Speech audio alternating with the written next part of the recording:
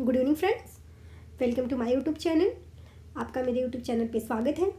आपको पता है हमने आपको इंट्रोडक्शन क्लास में बताया है कि हम आर के लिए क्वेश्चन प्रैक्टिस करेंगे। ये क्वेश्चन जो हम डिटेल वाइज प्रैक्टिस करेंगे इन क्वेश्चनों का, तो हम इंट्रोडक्शन क्लास पहले ही करवा दिए हैं। आज का जो हमारा टॉपिक है आधुनिक भारत का इतिहास है। इसमें जो हम टॉपिक पढ़ने जा रहे हैं यूरोपीय कंपनियों का आगमन, यहीं से हम स्टार्ट करेंगे। क्वेश्चन नंबर फर्स्ट हम देख लेते हैं। वास्को डी गामा कालीकट पर किस वर्ष में आया?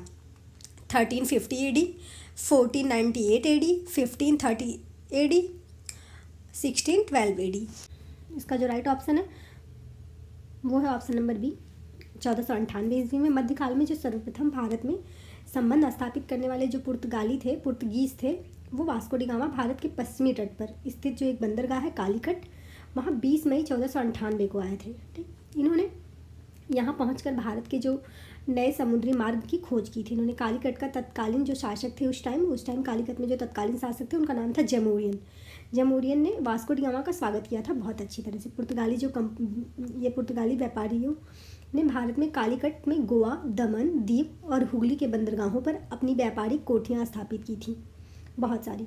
1505 ईस्वी में फ्रांसिस्को द अल्मीडा भारत में प्रथम पुर्तगाली वायसराय एवं गवर्नर जनरल बनकर आए थे, जो व्यापारी हितों के परिप्रेक्ष्य में हिंद महासागर के प्रभुत्व स्थापित करने के लिए अल्मीडा जो थे उन्होंने एक ब्लू वाटर पॉलिसी के नाम से एक शांत जल की नीति का प्रतिपादन किया था। इसका जो राइट ऑप्शन है ऑप्शन नंबर बी है 1498 ईस्वी। ओके, जो अगला क्वेश्चन हमारा है वो है निम्न में से कौन सा नीला जल योजना है ब्लू वाटर नीति डॉट से संबंधित है?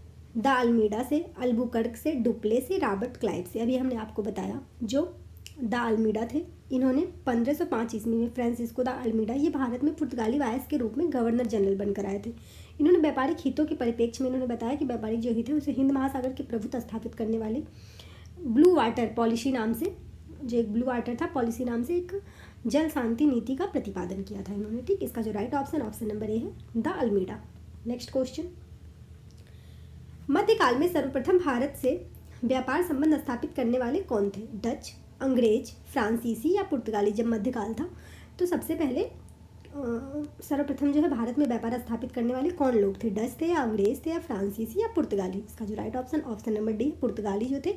ये बहुत बार एग्जाम में आया है, UPPCS प्री में आया है 99 में, बहुत बार आया है 2004 तक लगातार, बहुत बार ये आता रहा है। ठीक है, सारे एग्जामों में लगभग। इसका जो राइट ऑप्शन है ऑप्शन नंबर डी, ये पुर्तगालियों ने, हमने आपको पहले भी बताया।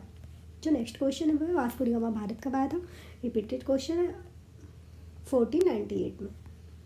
नेक्स्ट क्वेश्चन, पुर्तगाली उपनिवेश का प्रथम वायसराय भारत में कौन हुआ? Diaz, Vasco da gamma, Almeida या अल्बुकर्क? प्रथम उपनिवेश वायसराय जो भारत में था वो सबसे पहले कौन थे? ये थे अल्मीडा, द अल्मीडा। हमने आपको बताया कि सबसे पहले ये आए थे भारत, द अल्मीडा, और प्रथम वायसराय बनकर आए थे। जो अगला क्वेश्चन है हमारा, निम्नलिखित में से किसने वास्को डी गामा का कालीकट में स्वागत किया था? गैस्पर कोरिया ने, अल्बुकर्क ने, जमोरियन ने, डॉन अल्मीडा ने? सबसे पहले बताया कि जमोरियन ने, उस टाइम का वहाँ का शासक हुआ करता था वो, उसने ही स्वागत किया था वास्को डी गामा का।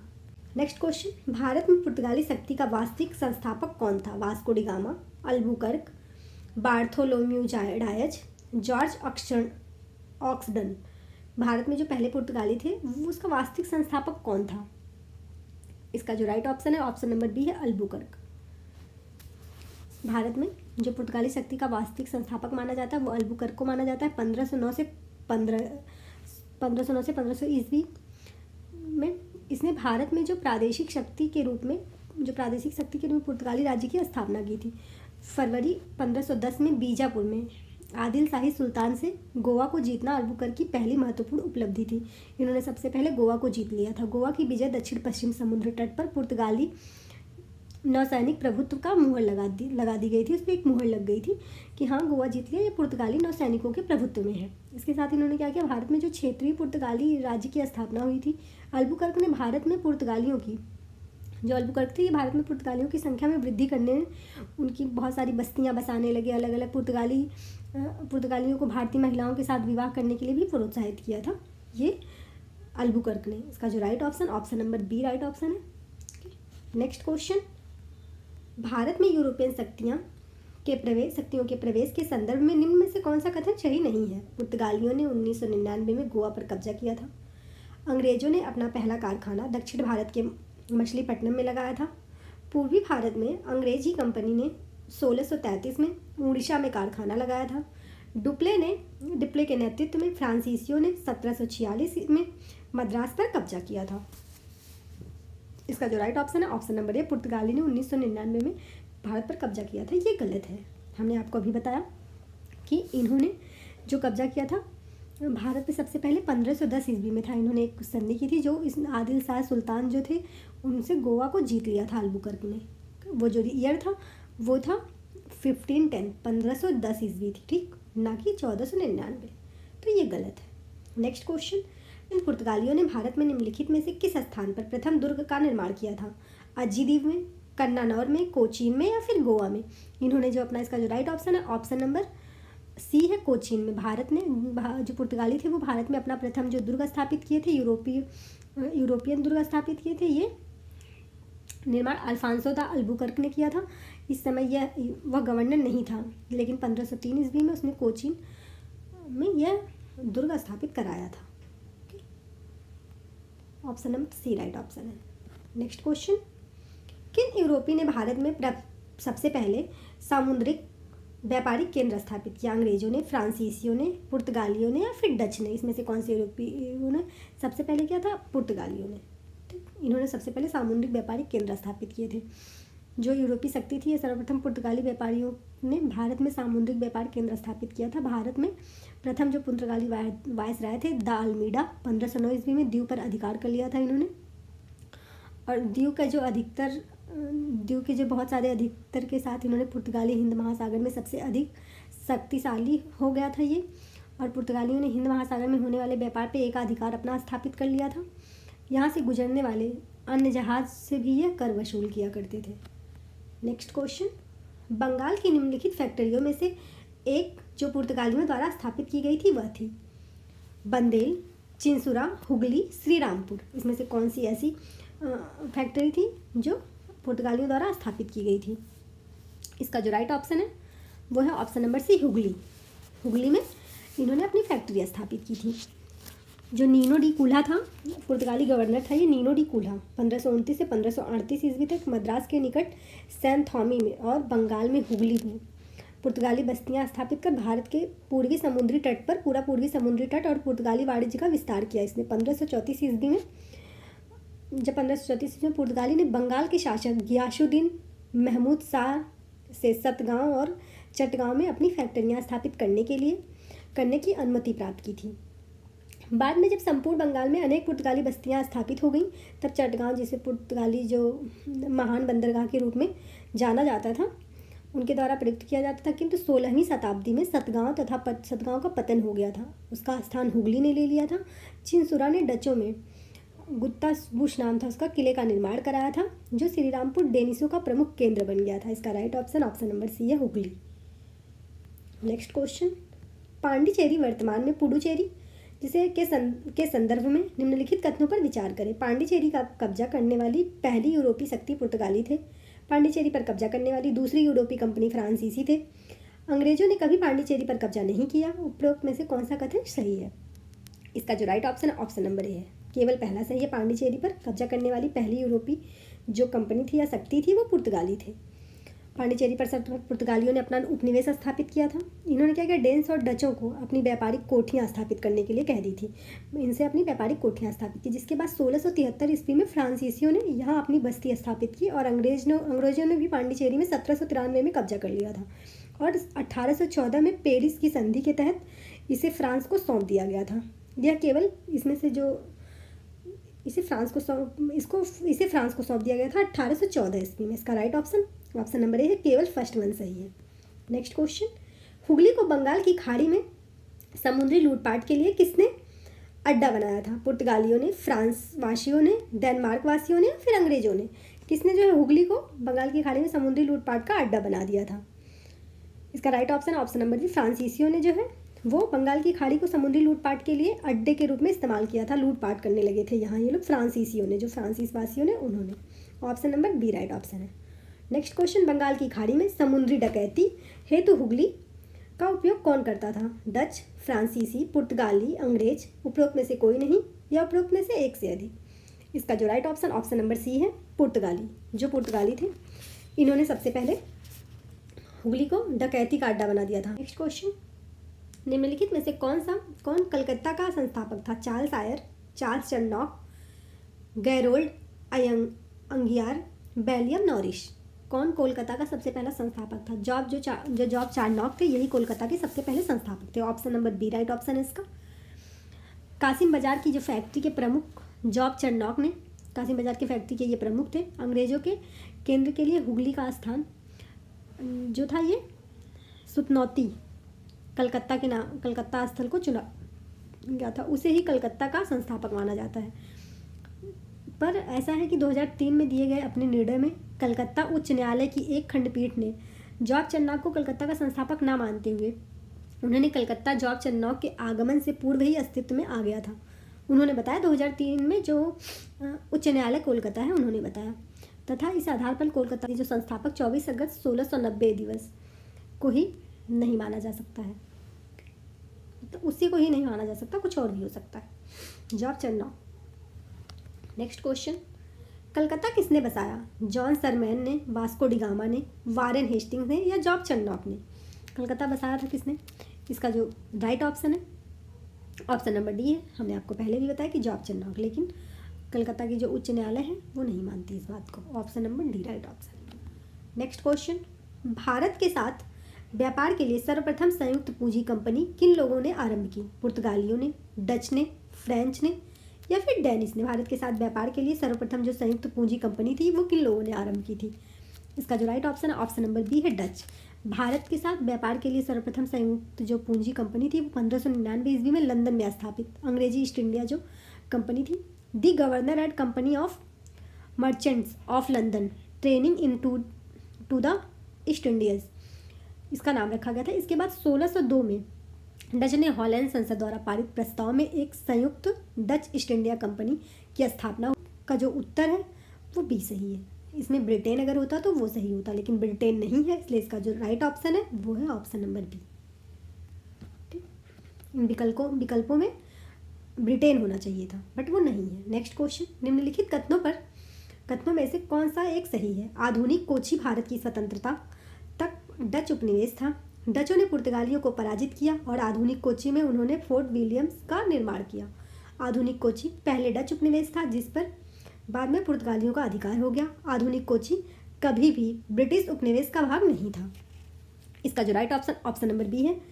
जो डचों ने पुर्तगालियों को पराजित किया और आधुनिक कोची में उन्होंने फोर्ट विलियम का निर्माण किया था। Option number B right option है इसका। नेक्स्ट क्वेश्चन, भारत में ईस्ट इंडिया कंपनी की सफलता का राज था। भारत में राष्ट्रीय भावना की कमी, कंपनी की सेना को पश्चिमी प्रशिक्षण मिला था तथा उनके पास आधुनिक हथियार थे। ऑप्शन नंबर सी, भारतीय सैनिकों ने राष्ट्रीय भावना का अभाव था जिसके फलस्वरूप कोई जो उन्हें अच्छा वेतन दे, अच्छी सेवा अपनी सेवा में लगाया जा सकता था भारतीय सैनिकों को। उपयुक्त में से तीनों, इसका जो राइट ऑप्शन है वो है ऑप्शन नंबर डी, उपयुक्त तीनों। जो भारत में ईस्ट इंडिया कंपनी की सफलता में जो सहायक थे वो 1599 में इंग्लैंड में एक मर्चेंट एंड एडवांसर नाम का एक दल था, अंग्रेजी ईस्ट इंडिया कंपनी अथवा the governor and company of merchant of London training में टू ईस्ट इंडीज की स्थापना की गई थी। ऊपरी सभी सही है। Option number D right option है इसका। नेक्स्ट क्वेश्चन, निम्नलिखित ब्रिटिश कंपनियों में से किसे भारत में व्यापार करने का पहला अधिकार पत्र प्राप्त हुआ था? लीवेंट कंपनी को, ईस्ट इंडिया कंपनी को, the English company training to East Indies, Ostend company? इसका जो right option option number A है, लीवेंट कंपनी। 1593 ईस्वी में स्थल मार्ग से भारत में व्यापार करने का अधिकार पत्र प्राप्त हुआ था। 31 दिसंबर 1600 में महारानी एलिजाबेथ प्रथम the governor and company of merchant of London training into the East India को समुद्री मार्ग में ईस्ट इंडीज़ के साथ व्यापार करने का पहला अधिकार पत्र प्रदान किया गया था। 1702 ईस्वी में इसने न्यू कंपनी तथा महारानी एनी के साथ मिलकर, जो एलिजाबेथ थी उनके साथ मिलकर त्रिपक्षीय इकरारनामा किया था जिसके तहत पुरानी कंपनी 7 साल के भीतर खुद में बंद कर देगी।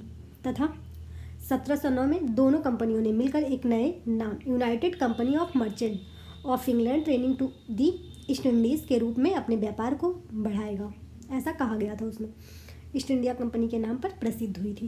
ये कंपनी सामान्यतः ईस्ट इंडिया कंपनी के नाम से जानी जाती है, इसलिए इसका जो राइट ऑप्शन है वो है लीवेंट कंपनी। सबसे पहले जो स्थापित हुई थी कंपनी, स्थापित हुई थी लीवेंट कंपनी।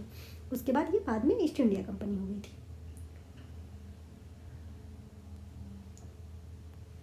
नेक्स्ट क्वेश्चन, लंदन में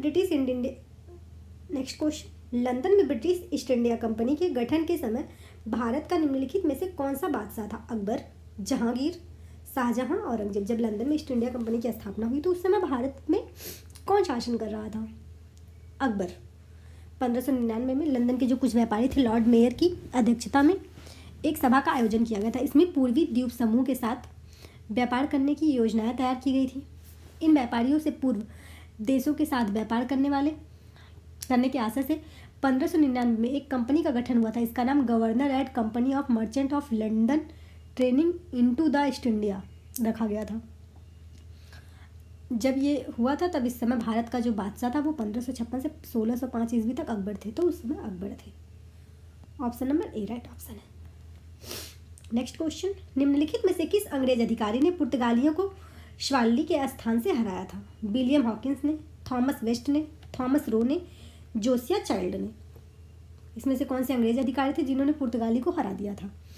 इसका जो राइट ऑप्शन है ये थॉमस वेस्ट ने, इन्हें थॉमस वेस्ट ने हरा दिया था। Option number B right option है। कैप्टन विलियम हॉकिंस सूरत में मुगल दरबार में 1608 ईस्वी में आए थे। इन्होंने सूरत फैक्ट्री की स्थापना के लिए अनुमति पाने में सफल नहीं हो पाए थे। इन्होंने सूरत फैक्ट्री की स्थापना करने के लिए अनुमति चाहते थे, जिसमें इनको सफलता नहीं मिली। 1611 ईस्वी में पुर्तगालियों के विरोध के बावजूद भी कैप्टन मिडल्टन सूरत के समीप सवल्ली एक स्थान था, वहाँ पहुँचे और मुगल गवर्नर से वहाँ व्यापार करने की अनुमति पाने में सफल हो गए। मुगल गवर्नर ने इनको दे दी वहाँ व्यापार करने की अनुमति। कैप्टन थॉमस वेस्ट द्वारा सूरत के बंदरगाह पर विजय ने पुर्तगाली एकाधिकार का निरंतरता को भंग कर दिया था। उसके बाद क्या हुआ, अंग्रेजों ने सूरत में 1613 ईस्वी में अस्थायी रूप से एक फैक्ट्री स्थापित की। यहाँ से अंग्रेजों ने अपने व्यापार को देश के दूसरे भागों में फैलाया था। शीघ्र ही अहमदाबाद, बुरहानपुर, अजमेर तथा आगरा में इसकी सहयोगी फैक्ट्रियाँ भी स्थापित कर ली थी इन लोगों ने। नेक्स्ट क्वेश्चन, निम्नलिखित में से यूरोपीय व्यापारियों कंपनियों में से किसने सर्वप्रथम अपना कारखाना स्थापित किया? डचों ने, अंग्रेजों ने, फ्रांसीसियों ने या पुर्तगालियों ने? इसमें से कौन से ऐसे थे जिन्होंने सबसे पहले अपना कारखाना स्थापित किया था? वो किया था अंग्रेजों ने। यूरोपीय कंपनियों में ब्रिटिश ईस्ट इंडिया जो कंपनी थी, सूरत में फैक्ट्री स्थापित की गई थी। 1613 ईस्वी में जहांगीर ने अंग्रेजों को सूरत में अस्थायी कारखाना स्थापित करने की अनुमति दे दी थी। सूरत में डचों द्वारा फैक्ट्री 1616 से, जबकि फ्रांसीसियों ने 1668 में स्थापित की थी। और ये देखा जाए कि ईस्ट इंडिया कंपनी ने सर्वप्रथम 1611 ईस्वी में मछलीपट्टनम में अपना एक कारखाना स्थापित कर लिया था, जो अस्थायी नहीं था। इन्होंने अपना प्रथम जो अस्थायी कारखाना स्थापित किया 1613 ईस्वी में सूरत में ही स्थापित किया था। फ्रांसीसियों ने भी अपना कारखाना 1668 ईस्वी में सूरत में ही स्थापित किया था। ठीक, इसका जो राइट ऑप्शन है हमने आपको बता दिया कि option number B right option है, अंग्रेजों ने। नेक्स्ट क्वेश्चन, वर्ष 1613 में अंग्रेजी ईस्ट इंडिया कंपनी को कहाँ एक कारखाना व्यापार स्थल स्थापित करने की अनुमति मिली थी? बंगलौर में, मद्रास में, मछलीपट्टनम में या फिर सूरत में? हमने आपको अभी बताया कि सूरत में, इनको सूरत में अनुमति प्रदान की गई थी। Next question, east India company के प्रारंभिक दौर में वेस्टर्न प्रेसिडेंसी कहाँ थी? सूरत में, सतारा में, बॉम्बे में या फिर पणजी में? जो वेस्टर्न प्रेसिडेंसी थी वो थी सतारा में। ईस्ट इंडिया कंपनी ने अपनी आरंभ में सूरत को प्रेसिडेंसी बनाया था, बाद में यह बॉम्बे स्थानांतरित कर दी गई थी। पहले उन्होंने सूरत को ही बनाया था, बाद में ये बॉम्बे स्थानांतरित कर दी गई, जैसे आज की राजधानी। ठीक है, next question, British east India company ने बम्बई किससे लिया था? डचों से, फ्रांसीसियों से, डेनिशों से या फिर पुर्तगालियों से? जो ब्रिटिश इंडिया कंपनी थी इसने बम्बई किससे लिया था? पुर्तगालियों से। ब्रिटिश ईस्ट इंडिया कंपनी जो थी बम्बई पुर्तगालियों से ले लिया था इन्होंने। 1661 ईस्वी में इंग्लैंड के जो सम्राट चार्ल्स द्वितीय और का विवाह पुर्तगाल की राजकुमारी कैथरीन से होने के कारण चार्ल्स ने पुर्तगालियों को बम्बई उपहार स्वरूप प्रदान कर दिया था। ठीक, उन्होंने बम्बई को उपहार स्वरूप दे दिया था, जिन्होंने 10 पाउंड वार्षिक किराए पर 1668 ईस्वी में ब्रिटिश ईस्ट इंडिया कंपनी को दिया गया जाता था। इसका राइट ऑप्शन है ऑप्शन नंबर डी। पुर्तगालियों ने, ठीक है। Next question, east India company के किस अंग्रेज गवर्नर को औरंगजेब द्वारा भारत से निष्कासित किया गया था? अंगियर को, सर जॉन चाइल्ड को, सर जॉन गेयर को, सर निकोलस वेट को? का जो राइट ऑप्शन नंबर बी है, सर जॉन चाइल्ड को। बम्बई से अंग्रेज गवर्नर सर जॉन चाइल्ड को 1688 ईस्वी में पश्चिमी समुद्री तट से मुगल बादशाहों को घेरा डाला था, उन्होंने घेर लिया था उनको, और मक्का जाने वाले हज यात्रियों की बंदी बनाने का प्रयास किया था। इसके बाद क्या हुआ कि औरंगजेब ने भारत से निष्कासित करने का आदेश दिया था। मुगल शासक औरंगजेब के सामने उसे विवश होना पड़ा और उसने अब माफ़ी मांगी थी, उसे माफ़ी मांगी पड़ी थी, ठीक। इसका राइट ऑप्शन है option number B, sir John Child. Next question, निम्नलिखित में से प्रथम कर्नाटक युद्ध का कौन सा तत्कालिक कारण था? अंग्रेज और फ्रांसीसियों के बीच प्रतिद्वंदिता, ऑस्ट्रेलिया की राजगद्दी का जंग, कर्नाटक की राजगद्दी का मसला, अंग्रेजों द्वारा फ्रांसीसी जहाज़ों का अधिग्रहण?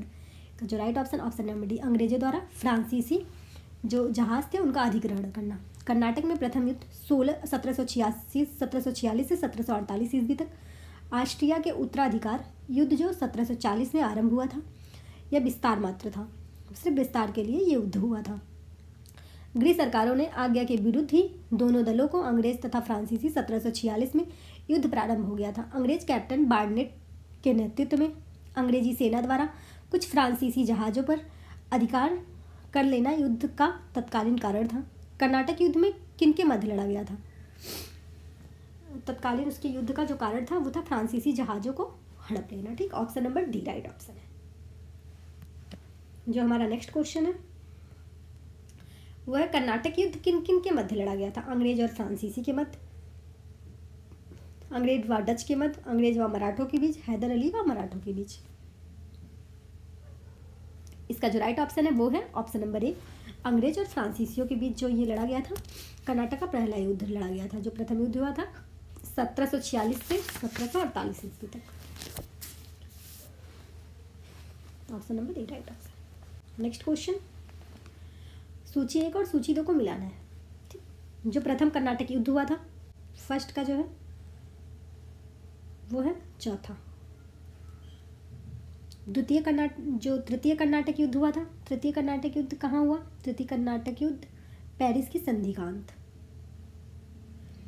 द्वितीय कर्नाटक युद्ध, जो हमारा द्वितीय कर्नाटक युद्ध था वो था अनिर्णायक युद्ध, इसमें कोई भी निर्णय नहीं हुआ। जो प्रथम मैसूर युद्ध था, इसमें क्या हुआ था? इसमें प्रथम मैसूर युद्ध में ब्रिटिश की हार हो गई थी।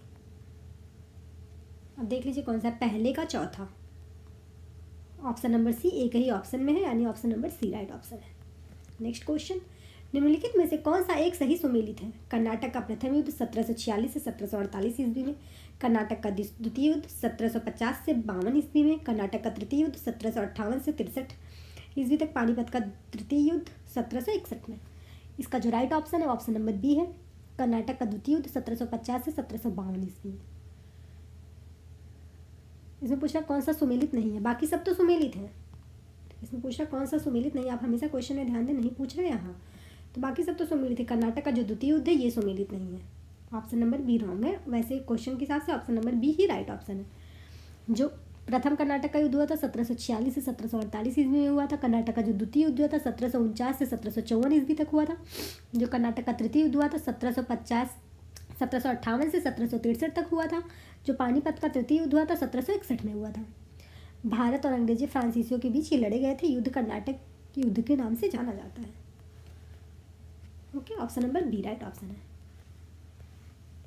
नेक्स्ट क्वेश्चन, निम्नलिखित में से कौन सा भारत यूरोपियन व्यक्ति था जिसे भूक्षेत्र अर्जित करने के लिए उद्देश्य से भारतीय राजाओं से झगड़ों में भाग लेने की नीति आरंभ की गई? Clive, Dupleix, Albuquerque, Warren Hastings. इसमें से कौन सा ऐसा था जिसे भारतीय राजाओं से झगड़ों में भाग लेने की नीति आरंभ की थी? इसका जो राइट ऑप्शन है ऑप्शन नंबर बी है, डुप्ले। डुप्ले ने भारतीय राजाओं से झगड़ा करने की डुप्ले ने पहली बार ये जो हथकंडा प्रयोग किया कि भारत को जीतने के लिए अंग्रेजों के मार्गदर्शक बने थे ये डुप्ले ने क्या किया? प्रथम यूरोपी था ये जिसने भू क्षेत्र को अर्जित करने के उद्देश्य से भारतीय राजाओं में आपस में झगड़ा लगाने लगा, फूट डालो की नीति करने लगा, फूट डालने लगा। इसने सबसे पहले यूरोपीय सेना में भारतीय दरबारों में भारतीय जो व्यय थे नियुक्त करवाया, भारतीय दरबारों में यूरोपीय सेनाओं को नियुक्त करवाने लगा तथा इसने पहली बार यूरोपीय हितों के लिए भारतीय राजनीति में हस्तक्षेप किया था और भारत में यूरोपीय साम्राज्य की नींव रखी थी इसने। इसके बारे में जे बी मॉलसन राइटर है, इन्होंने लिखा, उसकी योजनाओं का प्रभाव उसके जाने के पश्चात भी रहा। वह भूमि जिसे उसने अपनी सूझबूझ से जोता तथा उर्वरक बनाया था, मतलब उपजाऊ बनाया, वह क्षमता जो उसने दर्शाई उसके लौटने के तुरंत पश्चात उसके प्रतिद्वंदियों ने उपयोग की और उसे अत्यधिक लाभ उठाया। यह लिखा था, एक राइटर थे, उन्होंने लिखा था, जे.बी. मालसेन ने यह बात लिखी थी डुप्ले के बारे में। नेक्स्ट क्वेश्चन, भारत में फ्रांसीसियों ने अपना सबसे पहला कारखाना निम्न स्थानों पर कारखाना लगाया, सूरत में, पुलिकट में, कोचीन में, कासिम बाजार में। इन्होंने जो सबसे पहला अपना कारखाना लगाया पुलिकट में लगाया, लुई 14वें मंत्री काल्बर्ट द्वारा। लुई 14वें के जो मंत्री थे काल्बर्ट, उन्होंने 1664 ईस्वी में फ्रेंच ईस्ट इंडिया कंपनी की स्थापना की थी, जिसने कंपनी देश इंडेस ओरिएंटलेस कहा गया, इसे कंपनी देश इंडेस ओरिएंटलेंट कहा गया था।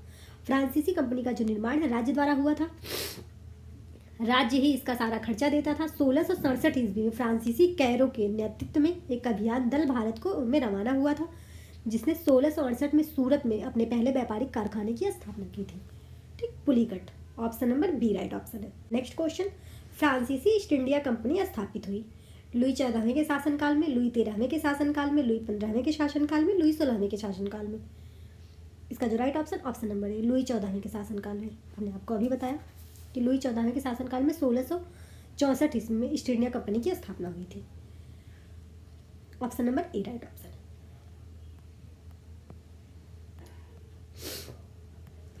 नेक्स्ट क्वेश्चन, निम्नलिखित में से किसे भारत में फ्रांसीसी कंपनी का संस्थापक माना जाता है? रिशूल को, माजरे को, कल्बर्ट को या फिर फ्रैंको मार्टिन को? किसे भारत में फ्रांसीसी कंपनी का माना जाता है? काल्बर्ट। हमने आपको भी बताया कि ये जो थे लुई 14वें के मंत्री थे काल्बर्ट, इन्होंने 1664 ईस्वी में किया था। Option number C right option है। नेक्स्ट क्वेश्चन, बंगाल में निम्न में से कौन सा कारखाना डचों ने स्थापित किया? बंदेल, चिंसुरा, हुगली या फिर श्रीरामपुर?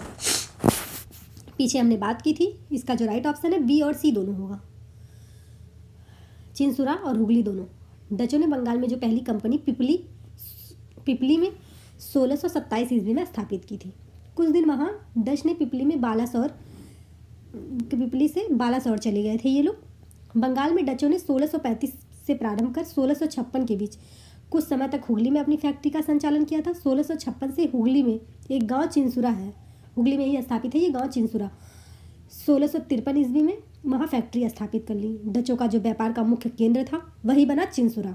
स्पष्ट है, आपको पता है कि डचों का कारखाना चिंसुरा हुगली में एक ग्राम के साथ साथ हुगली मुख्यालय भी बना इसका। 17वीं शताब्दी के समाप्त होने तक डच कंपनियां कासिम बाजार, पटना, ढाका, मलदा, बालासोर, बारगौर, जुगदिया, फतवा आदि स्थानों पर स्थापित हो चुकी थी। ठीक, तो दोनों राइट ऑप्शन है, बी और सी दोनों। सी, चिंसुरा और हुगली, हुगली में चिंसुरा गाँव था। Next question, Dutch east India company ने किस वर्ष अपनी फैक्ट्री पटना में स्थापित की? 1601 में, 1632 में, 1774 में या फिर 1651 में? उपरोक्त में से कोई नहीं है, उपरोक्त में से एक से अधिक। इसका जो राइट ऑप्शन नंबर बी है 1632 ईस्वी में।